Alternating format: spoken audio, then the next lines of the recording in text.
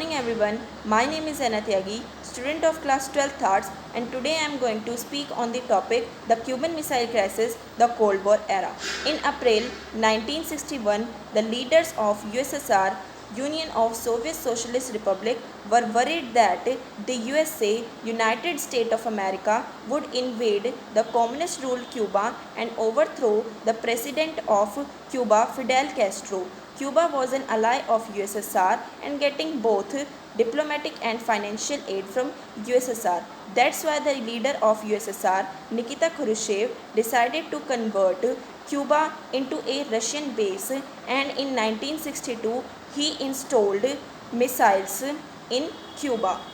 Within the 3 weeks of the installation of missiles, USA became aware of it.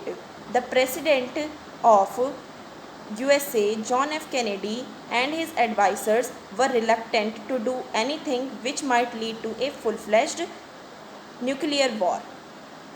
And they also set the American warships to intercept any ship which is heading towards Cuba from the USSR. And this war came to be known as the Cuban Missile Crisis. The high point of the Cuban Missile Crisis came to be known as the Cold War. Cold War means a series of confrontation, tensions and conflict between the two superpowers, USA and USSR, which were backed up by their respective allies. The Cold War was started in 1945, but the roots of Cold War were before the 1945.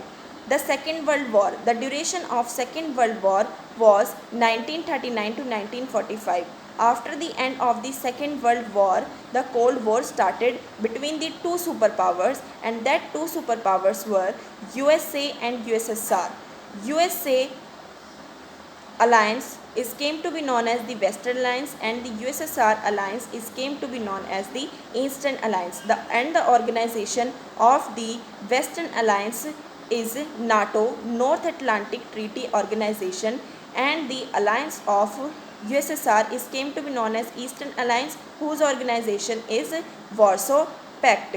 NATO was set up in 1949 and Warsaw Pact was set up in 1955. Thank you.